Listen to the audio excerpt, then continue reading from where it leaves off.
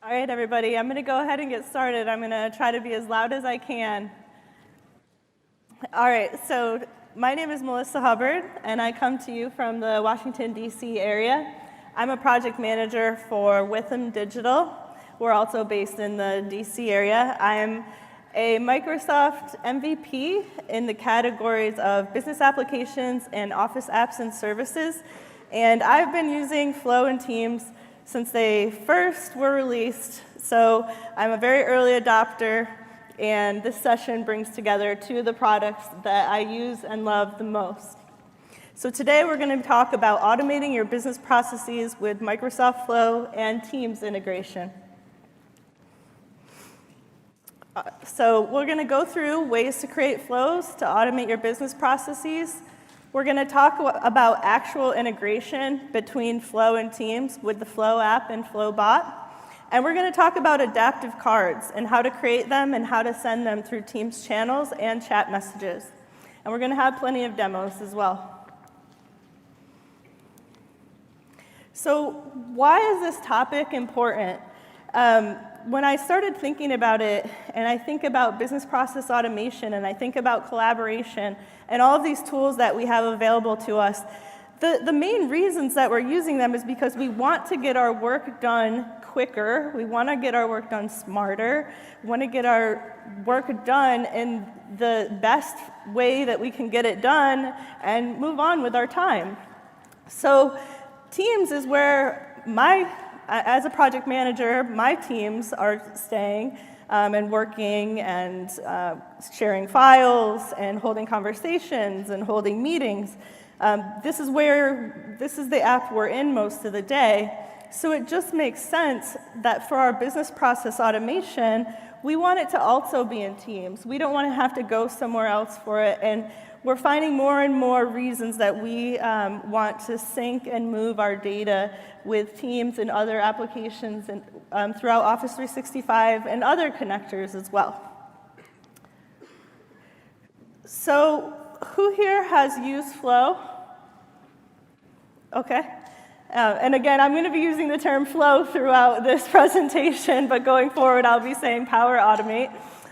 So Flo is a cloud-based service that helps us work smarter. It's a business process automation tool. It's similar in a way to Azure Logic Apps. It uses JSON underneath. It's more for the citizen developer.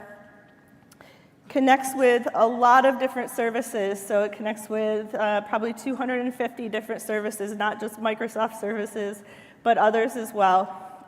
And when we think about what are these main business cases that we're using Flo to do, what are the things that are these mundane, repeatable tasks that we want to automate that we're using Flo for? And these four, there's more than these four, but these four are probably the most common. And so sending each other notifications, whether it's Teams notifications, email notifications, push notifications to the mobile app, because Flo has a very robust mobile app, moving files, copying files, archiving files, collecting data, moving data, combining data, and automating approvals. Approvals are a very common one I see with my customers because so many different processes in our day-to-day functions require some form of sign-off or approval. So these are just some of the main business functions that Flo is doing for us. The main components of Flo are the connectors, so the services that we're connecting with. Again, there's over 250. A connector is really a wrapper around an API that allows Flo to talk to that service. The trigger is what starts your Flo, what gets it going, what needs to happen to kick off this business process automation. Conditions aren't in every Flo, but this is what allows you to add that business logic. So for example, I submit a form, and I only want it to go to the business manager for review when the dollar amount is over $5,000. So there's a condition you can add into your business logic, into your business process automation. In actions, this is really how you can tell if you've been successful when you're creating your Flo. is the thing happening that it's supposed to be doing? What are you trying to accomplish by building this flow? And when we look at flows, there's really 4 distinct types.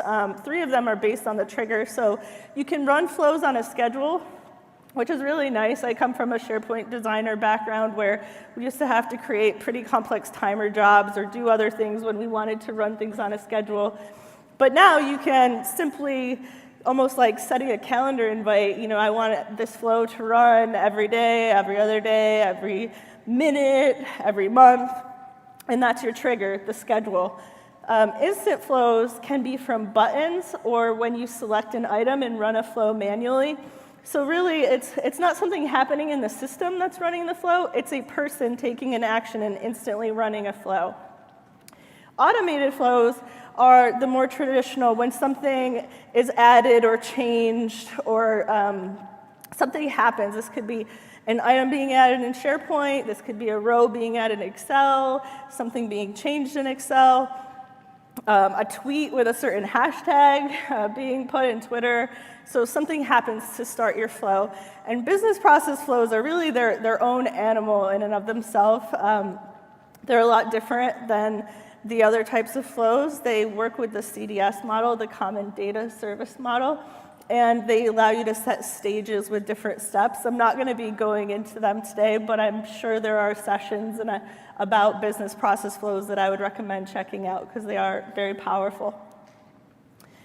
All right, so now that we've talked really briefly about Flow and what it does, let's take the conversation back to teams, because that's what we're here to talk about, right? We're here to talk about automating our business processes in teams, and what type of integration do we get? So for triggers, we have 2 triggers that come with the Teams connector. When a new channel message is added and when I'm mentioned in a channel message. So 2 business scenarios I can think of to give an example here. One of them is that I'm in a lot of different Office 365 tenants, some of them that I don't check regularly. So I set up flows so that if I'm at mentioned, I'll receive a notification on my phone instantaneously for those tenants. Because to me, being at mentioned is more important than just reading all the other messages. Being at mentioned means someone wants my attention, someone wants me to do something. So the other is when a new channel message is added. And one use case I can think for this is you have an announcements team where you're putting a lot of different team announcements, but you also have announcements list in SharePoint, and you want to sync those. So you could trigger a flow that when a new channel message is added, that's an announcement, then post it to the SharePoint announcements list. Just a couple ideas to get your brain going. Honestly, I couldn't come up with too many business scenarios for these triggers. It's the actions that really are more powerful in my mind. Sorry. A little bit of a cold, I'm sorry. So here are the team actions. We've got a lot of choices here and a lot of power here. So first off, posting messages as yourself or as the Flowbot, and also posting adaptive cards, which we're going to talk about. Listing channels and creating channels. So creating a business process around creating channels. Also listing channels, where if you need to know quickly a report of all your channels, either in just one team or in all of your teams in your tenant. Getting all of your messages. These are just a few. We're going to go through some of these. There are also actions that are specific to the Teams Shifts app. Who knows what the Teams Shift app is? Okay, yeah, so it's a formerly Staff Hub that's been moved into Teams, and it's a way to manage schedules for first-line workers. Managers can set up different schedules. They can set up different time off reasons. People can request time off. The manager can go in and approve them. Also, people can change schedules, request to change schedules. So it's really a schedule management tool. And there are special actions for this app in Teams. that really are for reporting reasons, from what I can tell for right now, getting the time off reasons, listing teams shift, things like that.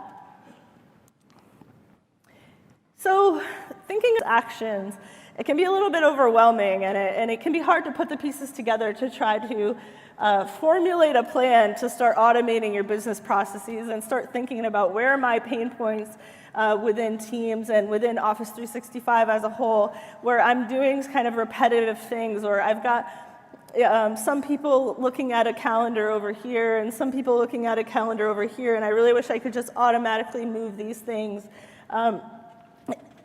Templates and Flow are really a great way to get ideas on what's possible, so that then when you go and start looking again at the different actions and triggers available, you'll start to get more concrete ideas for your business. So templates are pre-made flows, not just approval flows. They're simple to configure. You can search based on what connector you're looking for. All you have to do is connect with those services. So obviously, if you don't have an account for the service that you're trying to use in a template, you're not going to be successful. But other than that, you just connect with the services, and then if you want to make changes or modifications, you can do so. You can also request to get a template added to the gallery. One thing that you can't do is you can't customize the gallery just for your organization. The gallery is for everybody in the whole world. So there's also the ability to use Flow to govern teams. And what I mean by that is if you've decided that you don't want to have an open team creation policy, which out of the box it will have, you can turn off the ability to create teams for most of your users. But you're going to still want a way that people can request teams. So you can use Flow and connect it with a form or a SharePoint list, some way where they can enter in data or information, why I want a team, who the team owners are going to be, whether I want it private or public, a description, and then you can create a flow that, if it's approved, will automatically create that team. So pretty powerful. Is it simple, super simple to set up? No, it's not. I would put that up in the more developer-ish level of Flow use, because there are some things you can really simply do, and there's other things that really do still require more of developer mindset and writing some code. And also, you can get reports of your existing teams and channels. So if you do have an open creation policy, you probably still want some insight into who's doing what. Like, you want to watch for trends.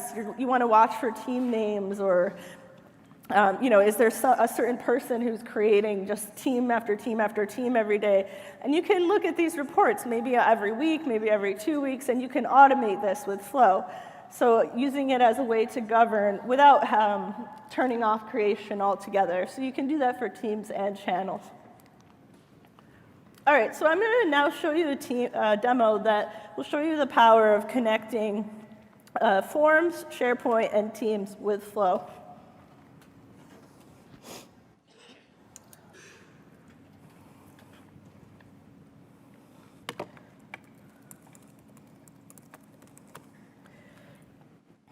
Okay, so the business case that I have is for an HR team that's having trouble getting people interested in a whole bunch of new positions that they have.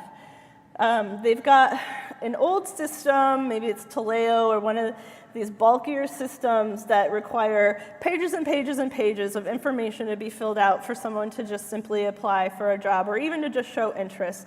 So they decide they want to have a form that they can put on LinkedIn or put on their website, and people can provide just some quick information, and they can do a review and get back to the people who seem like possibly good candidates. For the sake of this demo, I put this in a tab in Teams just to show that that's possible. You can put a form in a tab in Teams, but realistically, you would be sharing this on LinkedIn or out to the world so that you would get candidates. So I'm going to fill out the form, and what it's going to do is there's an employee referral. I'll get to that, but there's an employee referral field where you can type in the person's name and email. And that's going to kick off an approval to send to that person, like, hey, do you approve of this person? Do you know this employee approval? And throughout the process, it's sending messages to teams to keep the HR department informed that there's this new person and that you should be checking this form for their information. And it's also writing it to a SharePoint list to keep it in a nice, organized fashion where you can see all of your candidates. And I have that list as a tab in Teams as well. So for the sake of time, I'm only going to fill out the necessary fields here.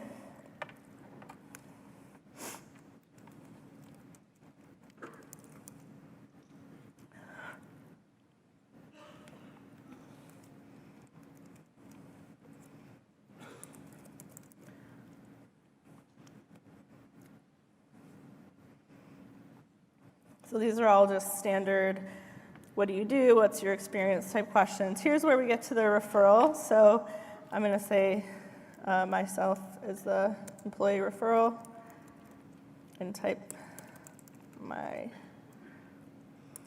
email. And submit, and there's my trigger. And so now what it's going to do is it's going to write that information to the candidates list and post a conversation. So here's the new conversation message. New candidate, please review the form submission. And let's look at the candidates list.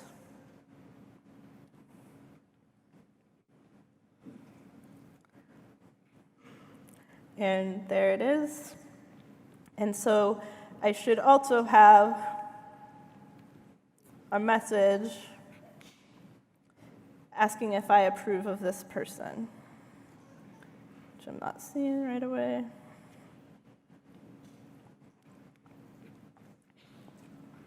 But I can also look, when you get approved, oh, no.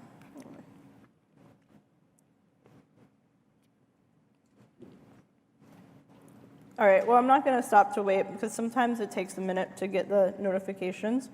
But what I would get is a message saying, do you approve or reject? And then that would write to teams in the same conversations. See, the approval response for the employee approval is approved. So something simple, there's a lot you could do to expand upon that. You might even want to start using an adaptive card for something like this, which I'm going to be showing later on. But it's just a really quick way to keep everyone informed and just keep a process in a central location.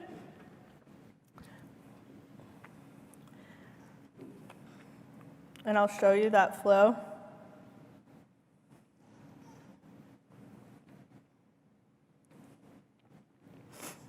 And you can build flows from flow.microsoft.com. You can actually build flows from within Teams using the Flow app, which I'm going to show, and you can actually build flows from your mobile app as well. So if I click Edit, then it'll show the steps. I just like to give people an idea because I think it can sound intimidating when we think about building these things, but it's actually like pretty clean and it's pretty easy once you figure out how to add steps and things to start moving things around and trying out different things. So my trigger is when a new response is submitted to the form. I'm getting the response details, creating the item in SharePoint. And here, all you have to do is to pull in the information from the form into these SharePoint fields. You click here and use dynamic content, and they're here available for you. Teams, post a message.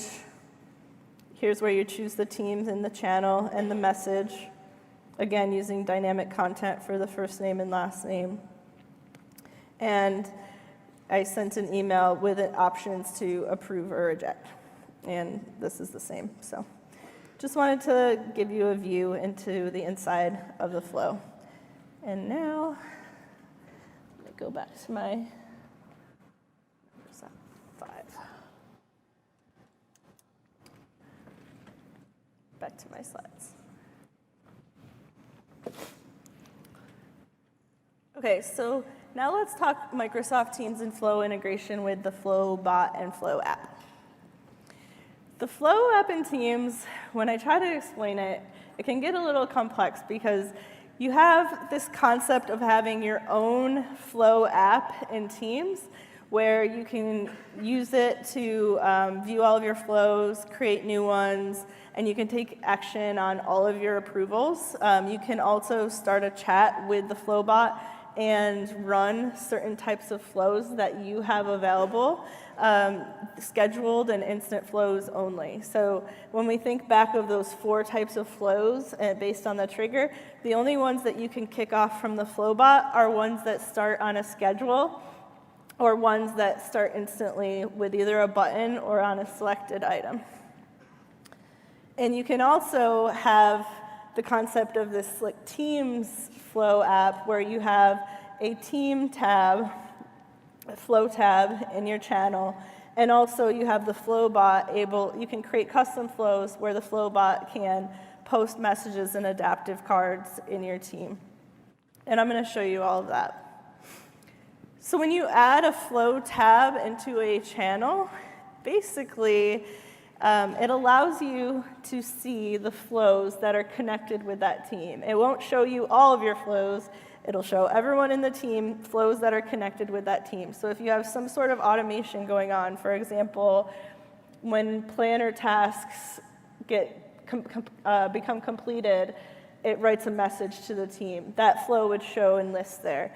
And when you create flows from the Flo tab in Teams, it'll automatically populate any team step with the team name and channel.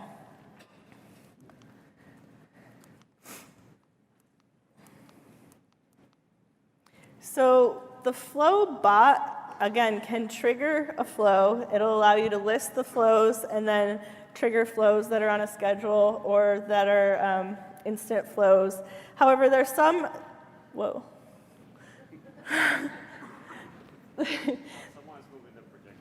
Oh, okay. There are some instant flows. I'll look at this one before I get dizzy. There are some instant flows that require you to add extra inputs, and these won't run either from the Flo bot. These have to be simple, quick hit flows where it's just running. And then again, the Flo bot can send messages and adaptive cards to both channel messages and chat messages. So what are some business scenarios? Like, that's all cool. We talked about a bot, but are we ever going to really use this in our organization? And yeah, there are definitely some use cases. So one of them being scheduling reminders and getting those reminders right within Teams into chat messages or channels. So when I think about my business and things I'm always having to remind people about, status reports are due, IT maintenance is going to happen every month, timesheets are due, expense reports are due, all of those things that take you out of your real thinking work and say, oh, I've got to remind everybody about their timesheets. I better do that. And you lose like 20 minutes from that if you get distracted and then you start going in your email. So having these as the Flo bot handling these simple reminders is a good use case.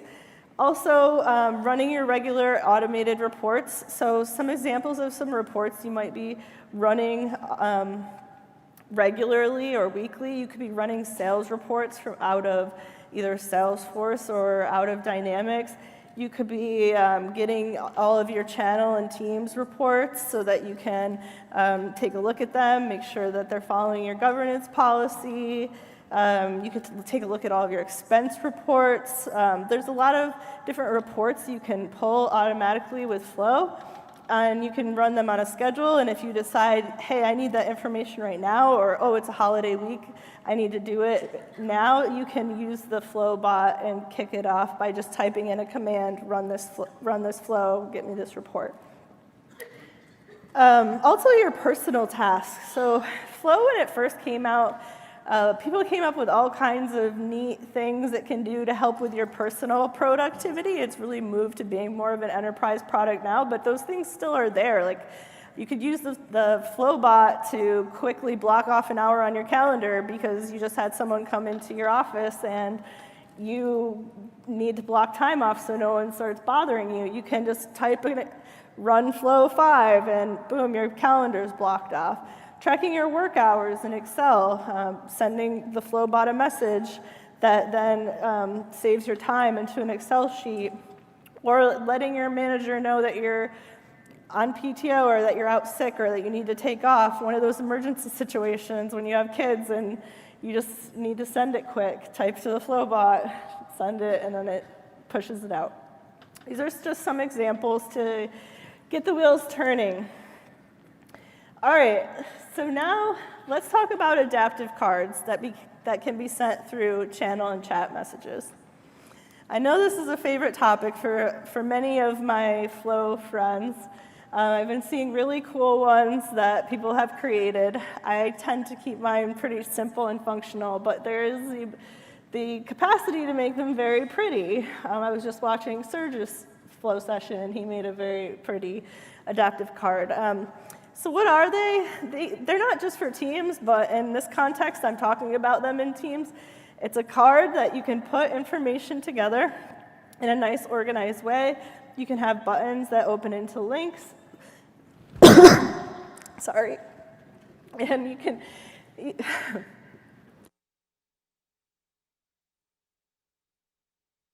You can even have Flo approvals that show up in adaptive cards and Teams.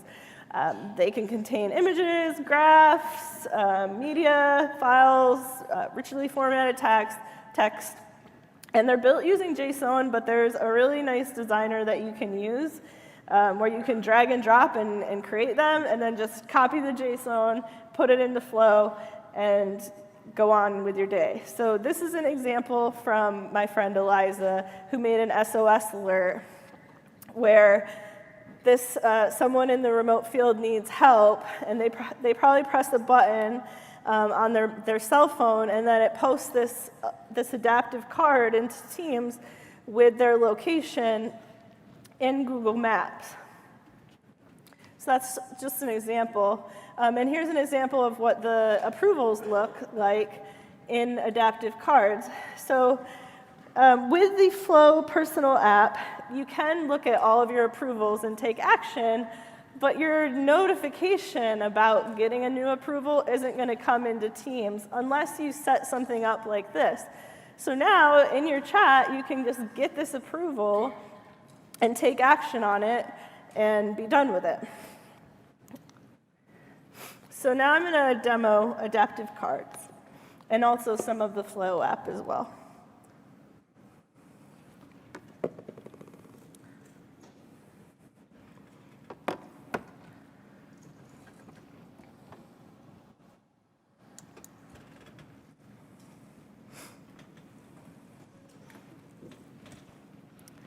All right.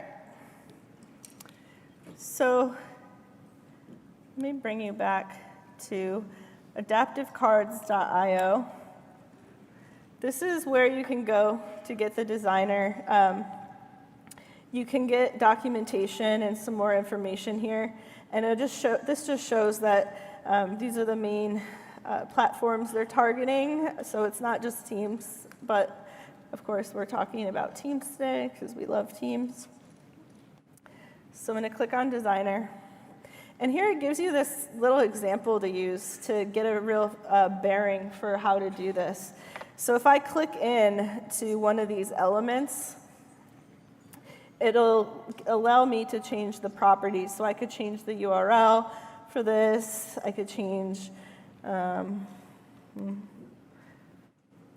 whether it be initially visible or not. I can change the text here. Basically, your main elements are your text blocks, rich text blocks, images, media, and action sets.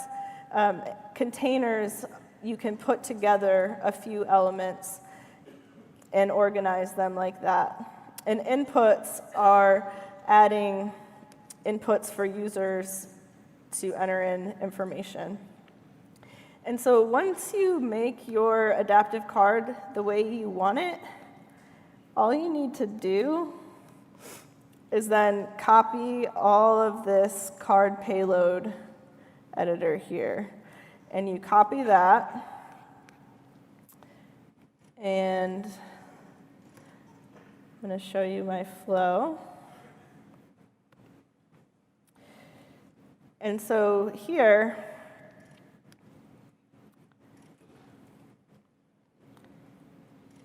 it's pasted into this message portion.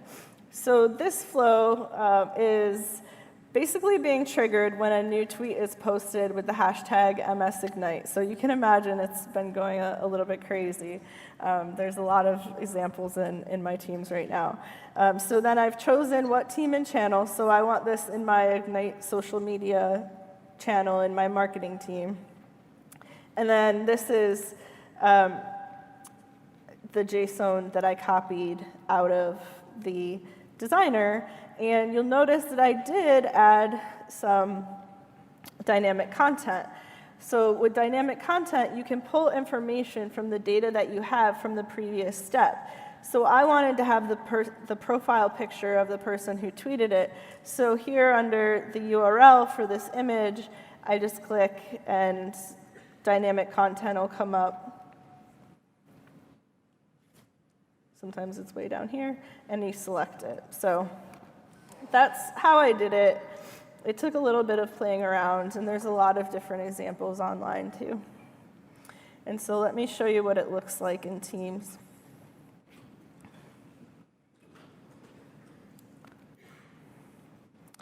Yeah, so just simple, new tweets about Ignite. And then with a button, you can click it, and it'll bring you to Twitter to show you the full tweet. So now I'm also going to show you the Flo app in Teams. So if I click the ellipse on the left and click Flo, if it's your first time doing it, you'll have to accept some things, give Flo some rights to your environment and things like that. But here's where I can hold conversations with the Flo bot. So I'm going to list my flows. Oops.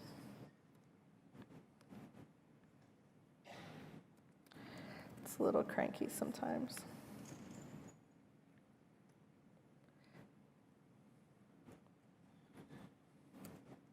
There we go.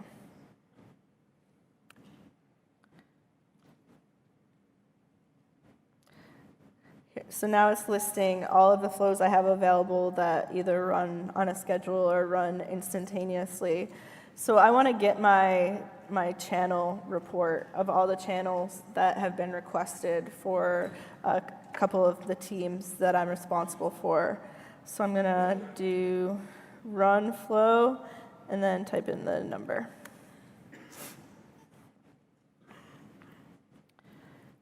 Okay, so it says that it started, and it's sending it to me in an email for now. I'll probably change that to send it to me in Teams. But here it is, and it's just a simple table with the name of the channel and the purpose.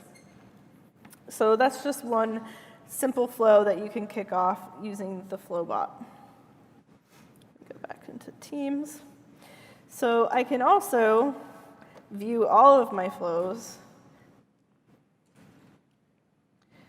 and I can create new flows, and if I click into one of them, I can edit them. I mean, it's really just using the Flo app from within Teams, and all of my approvals are there as well.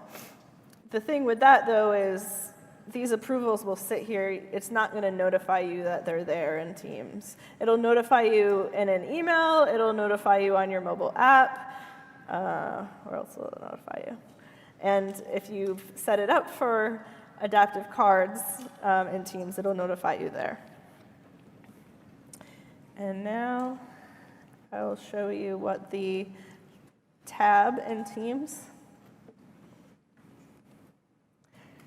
So if you go and add a Flo tab,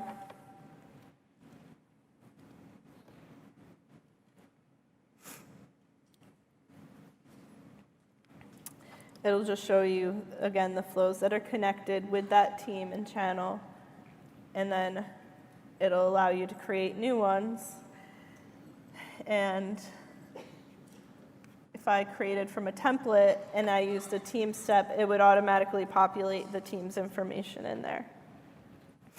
And one other thing I just want to show, since I have it here, is that you can really easily also add power-ups to Teams channels now. They have demo ones that you can do, so if you just want to see what it would look like, you can go to add a power app and then select one of these sample apps, and it puts it in there. So in case you need to just show what it would look like, it's really simple. So basically, that's all I wanted to show you today.